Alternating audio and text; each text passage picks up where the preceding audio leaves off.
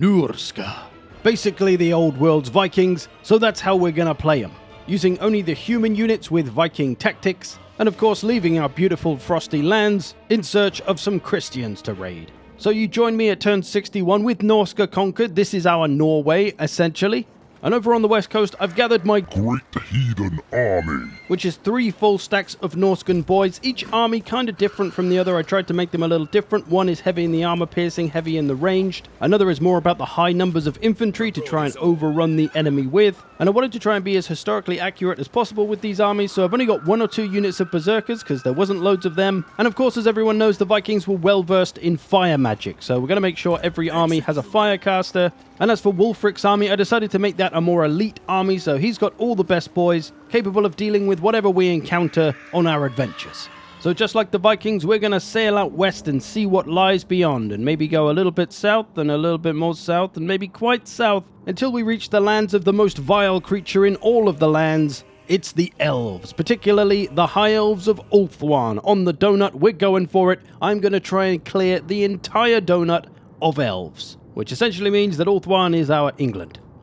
So my great heathen army set sail into the unknown, and they sail for 40 days and 40 nights, or about 3 or 4 turns, arriving at a small little island settlement called the Shrine of Cain, which is incredibly fitting because one of the first places actually raided by the Vikings is called Lindisfarne. It's on a little island off the coast of England, regarded as a holy island with a monastery on it, which is perfectly fitting here because this is an island with the Shrine of Cain on it. So there is nowhere more perfect for us to begin our raids. And as you may have seen, there was a full stack in this settlement just now, but it's now sailed out away as it saw the great heathen army coming. But we must, of course, declare war, and that means declaring war on all of Ulthuan in one go. So that's a pretty substantial commitment. But we are going to absolutely ravage this Shrine of Cain, and while I would like to sack everywhere that we go through, I don't think I'm really going to have the time because it's going to take an extra turn, so we're just going to raise it in the name of one of our gods, in this case, the Serpent. And when it comes to considering my next move, I think about going inland, but then I realize I don't have a hero to scout for me. So I go back and try to get one, and I'll sail them over as quickly as possible. And a lesser-known historical fact is that the Vikings did actually use werewolves as scouts, believe it or not. So that's what we're going to do. But for now, we're going to use the hit-and-run tactic, something the Vikings did. You sail in, sack a place, and then sail off before anyone has a chance to mount any kind of attack against you. So I'm just going to skirt the edges of the coast, attacking the occasional settlement along the way for now, and we'll see what kind of response we get and how hard these high elves are going to try to defend their settlements. I'm expecting these factions to have a lot of armies, but whether they're here on Ulthuan or whether they're off doing other stuff, I guess we'll see. You may have also noticed this lord here is named Ragnar Elfslayer. No joke, that was the name he was given. I didn't name him that. It's just the perfect name for this campaign run, alright? So I've raised the first settlement on the mainland, and there's a few armies knocking around, but no one's really doing anything just yet. Avalon and Ivres. I'm trying to keep my armies together to deter any attacks, but I am very, very cautious of the fog, because I don't know what's in the fog. There could be 10 armies waiting just a turn away. So I'm playing quite cautious right now, just in case. I decide to scout with one of my wizards for now until our werewolf arrives, even though I really want to keep them in the army. But it's just too unnerving not knowing what's ahead. And as I found here, a couple of Ivres armies around, but I'm going to go for this settlement anyway. I've got my 3 full stacks. If they want to come at me, I'll be ready. Eventually, I take this settlement down, raising it in the name of the Serpent once again, which I'm doing to try and get that minus upkeep cost, because, you know, that's always nice. And, oh, Wulfric's found himself a mammoth. Where's he got that from? Let's get rid of that. He's not allowed to use that. Vikings didn't use those. Although, obviously, we did have wild mammoths in England. Occasionally, my heroes and stuff do sneak onto mounts like chariots, which, again, I don't think Vikings really used, so I will try and take them off when I notice. Our werewolf scout is on the way, but Ulthuan! Those 3 Ivres armies have indeed come after me. They've got a lot of missiles. They've got some calves, some eagles.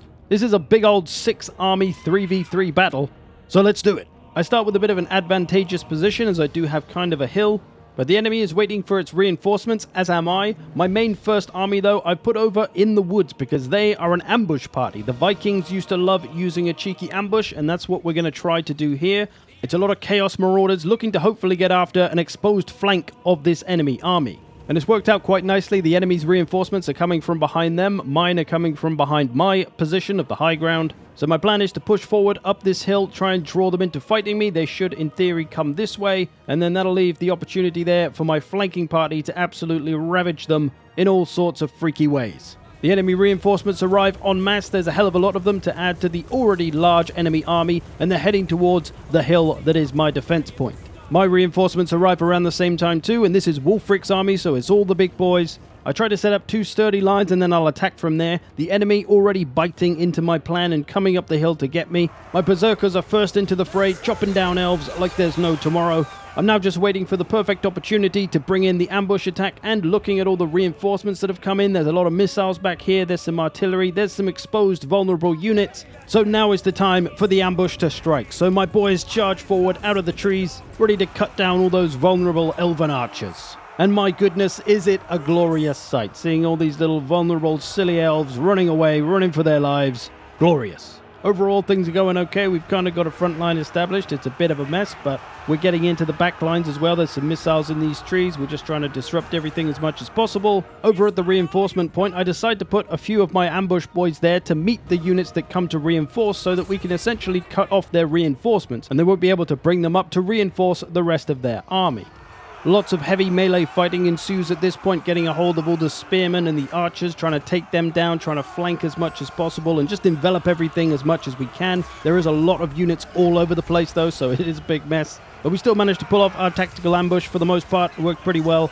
Eventually Wulfric got a hold of Eltharion, getting him with the Hunter of Champions, and eventually cutting him down from his big bird, sealing the victory for our Norscan Viking boys. Wulfric also showing the elves what a real horse looks like.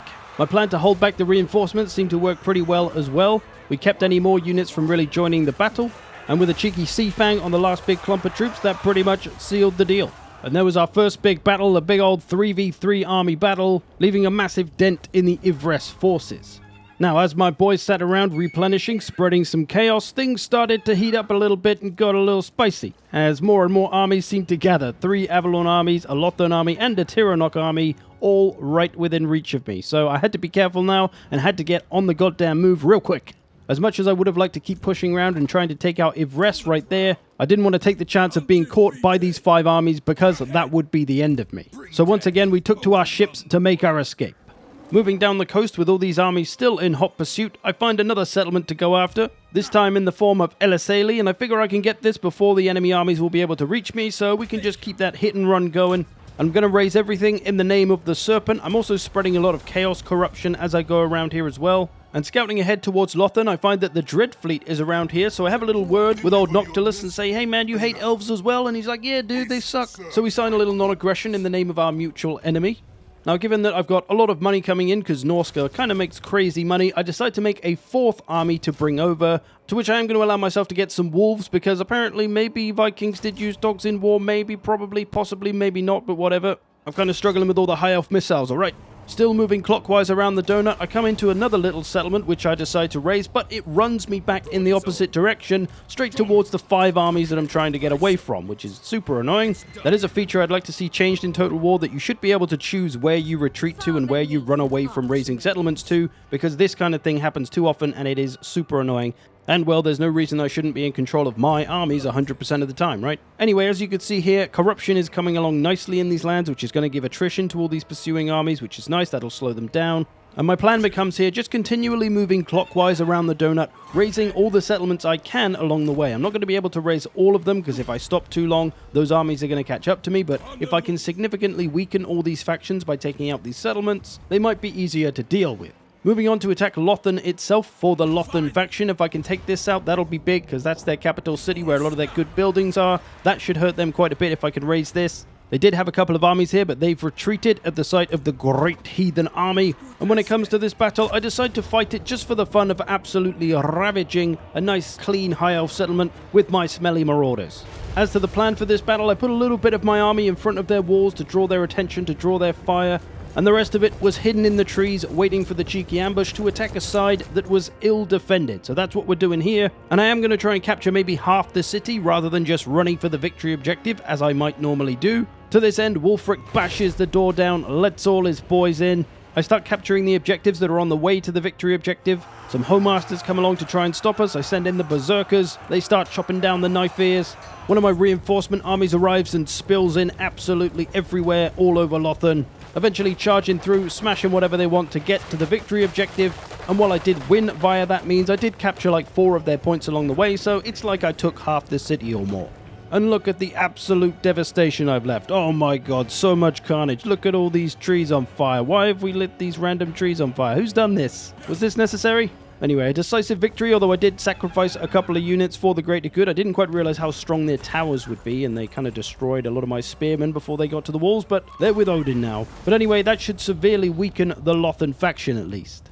And I'm going to sit here and replenish and recruit a few more spearmen, as I can do that in one turn, it seems. And a lot of the armies seem to have stopped for a while. I think they've had to go into encamp stance, so they're not taking chaos attrition. So that's really paying off. I have been putting skill points into corruption with my wizards, so that we get more of that going on. I then keep moving clockwise, raising what I can. I find a settlement without a garrison, so that was an easy take.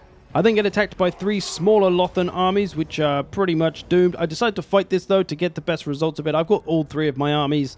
As you can imagine, it was a crump fest. With this, the Sword of Cain came into potentially my possession, and it was offered to Kjeld Swordson. Who better to take the Sword of Cain than Swordson? My pursuers were back on my heels again, though, as all those high elf armies had congregated, and they were coming my way. So I needed to get moving. Kept moving around, of course, going clockwise, raising what I could along the way, hitting and running everywhere I could, but I knew at some point I was going to have to stop and face my pursuers, hopefully with them being somewhat worn down, though. But I seem to be making some nice progress with taking down the donut. I've raised settlements here and there. They haven't reclaimed a lot of them. There's all these gaps. So this is helping keep these factions a little weaker, a little longer, until I can find the right time to take them out. Now from here, I keep on doing what I've been doing this whole time, just hitting and running everywhere I can, and I pretty much do that down this entire left-hand side of Ulthuan, raising everything I touch and squashing any kind of resistance. There were no real battles or anything along this point, so that's why I'm skipping through this a little bit. My 4th army is now ready and on the way as well, and hey, the Shadow Legion have joined us for a little bit of elf bonking. They've arrived on the continent. And eventually I reach the Griffin Gate with one of my armies, which I decide to attack with alone, so I can take an army on one-on-one and try some more Viking tactics. And what I'm going to attempt to use in this one is the good old wedge formation. The Vikings loved a cheeky wedge formation, putting their strongest warriors at the front. That's why I've got my berserkers up here. They'll be fearlessly leading the charge from the front, and then it's just all marauders behind that. So we charge in with our wedge straight towards the enemy army. Our berserkers taking a few arrows to the face, but they don't care. They're still going forward. They're off their face on mushrooms, which makes them not believe that that big bird is real, so they just ignore it and keep going for the infantry as they should. The rest of the wedge not far behind, charging into whatever targets are most appropriate in front of them. The enemy messing up the formation a little bit with some cav charges, making it difficult. But we just keep moving forward, trying to flank where we can. Got a burning head going through the middle of their formation there. Just going to overrun them with numbers, as this army was intended to do. That's why I put a lot of marauders in there, just so we could outnumber their melee infantry, envelop them, get around them, get after their missiles, and crush their puny elven skulls. The boys fight hard, wearing down these damn dirty elves and breaking their morale, routing a lot of them off. Nice.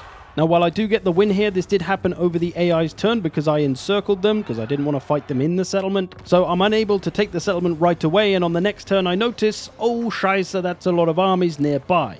You can see they're all in force march. They've caught up to me finally, so I need to get moving. I don't want to stick around here too long. I decide to retreat from Griffin Gate for now and live to fight another day. We'll keep going round and try to find a suitable point to stop and take on these pursuing goddamn armies. As I keep moving around, I set up a little ambush sometimes to try and catch armies out, and in this case, I've got one, and it's Tyrion's army as well, and I'm going to fight this to get the best result, but it's not terribly exciting. I absolutely crush them, of course. It's an ambush. It's pretty easy.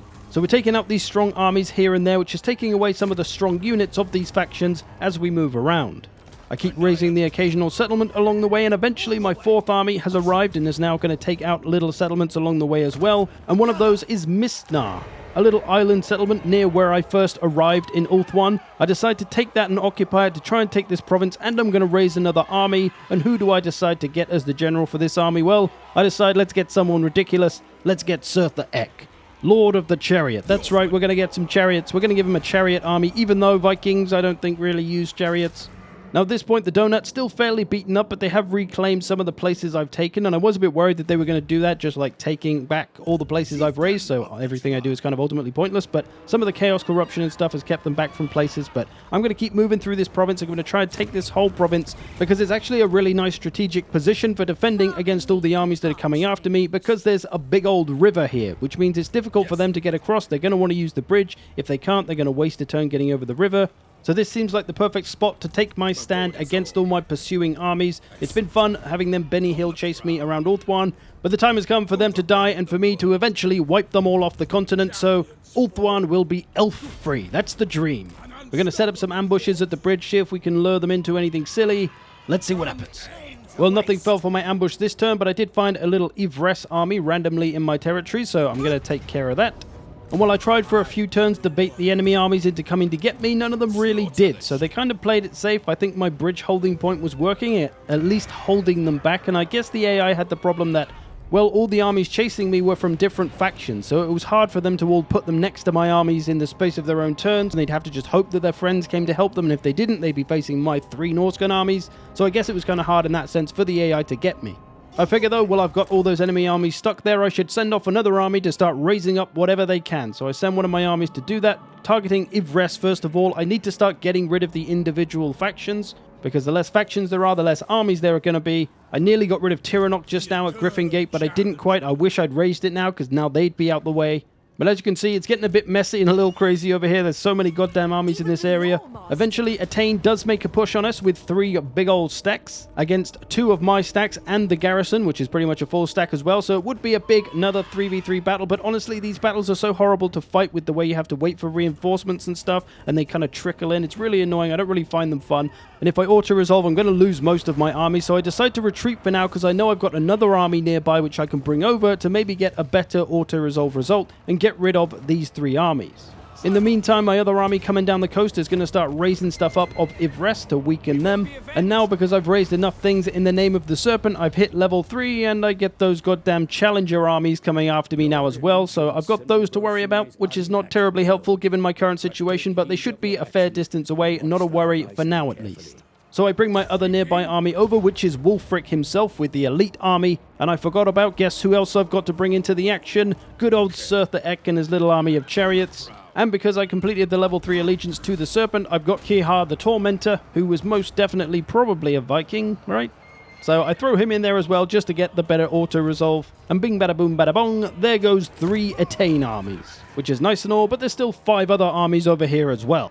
Me with my cheeky Viking tricks though set up another ambush of course, and we get it. This time with Surtha Eck, an Avalon army that has battle pilgrims in it and some other Bretonnia units randomly. I guess they've got an outpost. So that thins the herd of armies a little bit, but it seems that because we got that ambush, it's left one of the other Avalon armies here by itself in force march around 4 of my armies. Oh, you know where this is going. More dead elves, another good day as a Viking. My other army over here still taking out Yvresse, weakening Yvresse, taking out all the settlements they've got around, hopefully being able to take them out soon. I think around this time Tiranoc did get confederated by Attain, so that's one less faction to worry about.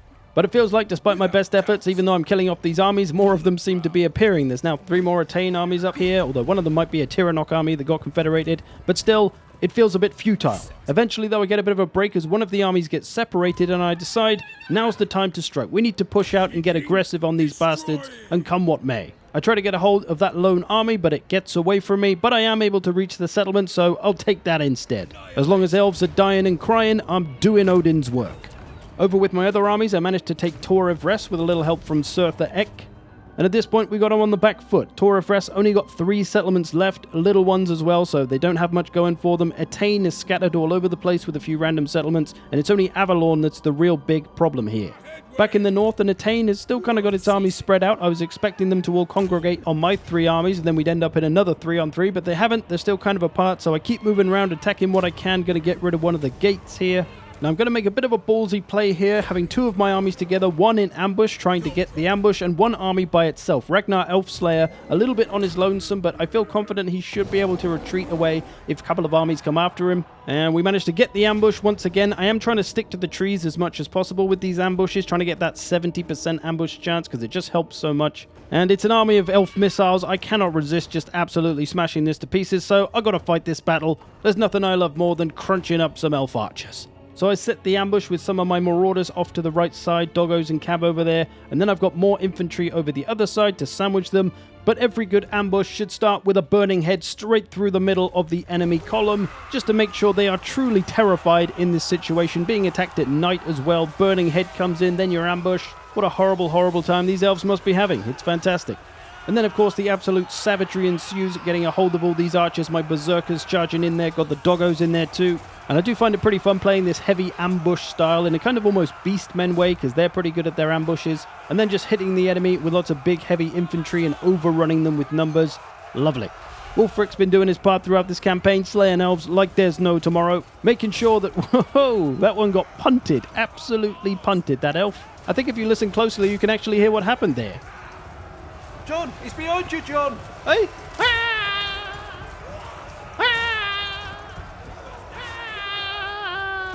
Oh.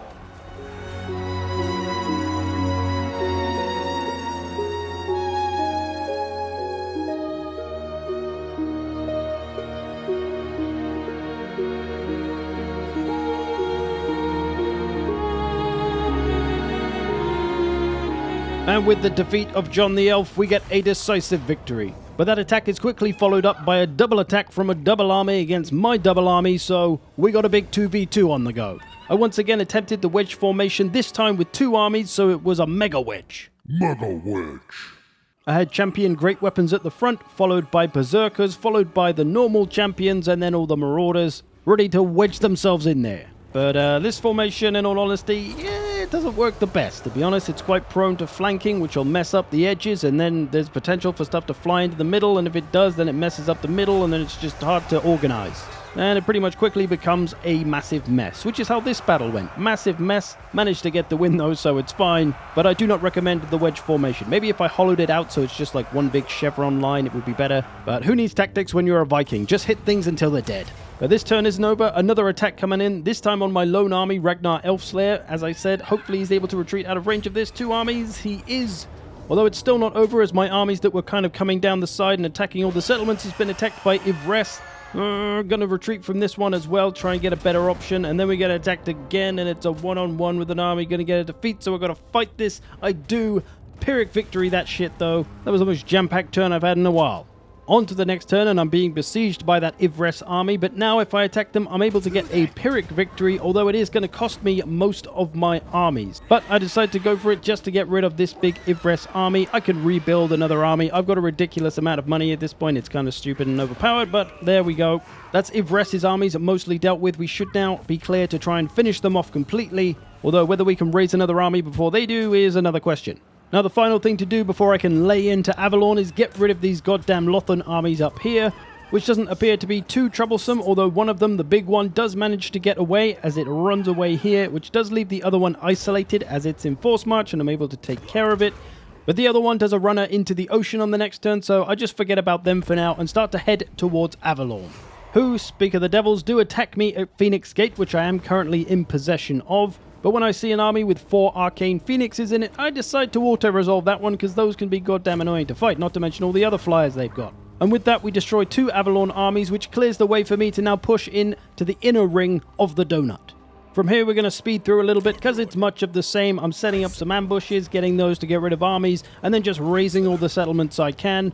Trying to weaken Avalon as they are the strongest faction left. They got a lot of settlements, so we got to knock them down as quickly as possible. That Alistair Attain army that ran away into the ocean comes back after me though, attacks my gate, god damn it, doesn't take it though, just sacks it for whatever reason. I also start besieging Gain Vale, Avalon's starting settlement, so that's a big powerful place to get rid of. But oh Shiza, poor old Surtha Ek has been caught by Ivres, by Eltharion himself, and there's nothing I can do but let Surtha Ek go down in style in his chariot with his chariot boys, doing chariot things to elves until they die very quickly. So sadly, Surtha Ek is no more, but neither is Gain Vale. As I raise that to the ground, that's going to be a big loss for Avalon, big moneymaker for them. That's where they can get a lot of their good units from. Well, not anymore. That should weaken them significantly, although they do come and take one of the gates off me again.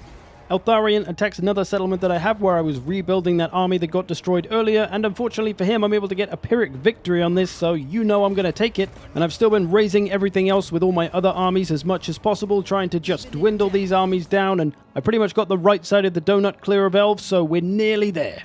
I keep pushing around for a second lap of the donut, taking out the final few places for Ivres as well, completely getting rid of them. The Dread Fleet, who got kicked out earlier, are back and they're trying to take Lothan. They ask me for help. I say, no worries, boys, let's get them. That's done. Lothan's down again. At this point, I'm cruising through their settlements, taking them down, thinking they've probably not got much left in terms of resistance, but I was wrong. Avalon has 2.5 stacks here, which has stopped me. I've only got 2 of my armies here. I sent one off by itself the other way. So I'm forced to retreat and go into the ocean to try and find another way around to get some more of their settlements. On the next turn, though, they do a silly and leave one of their armies by itself, and the other 2 fall back, which means I'm going to get rid of that one, obviously. And then there's some more raising to be done, but I'm nearly there. I've nearly got this donut clean. They come at me with 2 armies. They're not even full stacks though, so I'm just going to auto-resolve this and then push onto the settlement they've been holding me back from. Bong, that's down. And well, you get the idea. We go from this down to this. Just a few settlements left, a few armies left to chase down. Some of it's a little bit of a faff. Attain were being difficult. They kept running away with their armies, taking random little settlements. I had to go take them all out. Eventually, I got them down to this final settlement, which had a nice big army in it, so I could have a proper fight. I wanted a nice big final battle, so here we go. Wulfric the Wanderer versus Alistair the White Lion. Let's do this. The sky was blood red, Odin showing us what he'd like to see. Lots of red. In this battle, I fell back on the good old tactic I've been using throughout this one, an ambush party. I've got a fairly normal standard army, but then over in the bushes, there's a little ambush party, and it's all berserkers. The enemy is playing it cool though. They're on the defensive. They're not pushing after me. They don't need to, so I need to give them a little gentle encouragement. Enter my Fire Sorcerer and a Firestorm spell right in the middle of their army, which does a pretty ridiculous amount of damage, to be honest. I think I wiped out about a quarter of their army with this. Although I do have to say, am I the only one that prefers the old Firestorm and how it looked? This new one, I'm not a fan. Doesn't really look like fire. Anyway, the enemy army does start to approach me now. I've done some damage to them, and of course they come in Lord and Random Eagle first. And with my 61 damage javelins from my juiced up hunters, I really don't know why they're bothering. As the enemy army starts to draw near, I bring my army up the hill to meet them. And as the enemies commit, I bring out the berserkers from the trees and go after the big pile of missiles that's just sat there waiting to be murdered. Nothing quite like watching berserkers absolutely go to town on high elf archers. And naturally, this high elf army doesn't last very long. Its lord's been destroyed early on, its archers are being overrun by berserkers and doggos, and the melee infantry has got champions and great weapons to deal with, so it's a pretty easy goodbye to this high elf army and to the high elves overall, because they are pretty much done in Ulthuan now. Just one cheeky army left that's gone and retaken Griffin Gate, and we will take one last decisive victory here to finish off Etain and finish off the high elves of Ulthuan altogether, and it is now a completely elf-free continent. The undead apparently very pleased with that. 2 of those factions are here, but there we go. We've got it done. It was quite challenging in terms of dealing with all the amounts of armies, just because there were so many and I was having to run away from them most of the time. But with our Viking armies, which were mostly infantry only, some hit and run tactics, some ambushes, and a few dodgy wedges, the Vikings were able to kill off the elves just like in real life. I hope you've enjoyed this. Thanks for watching. Thanks to all the patrons who support this channel. I will see you in the future.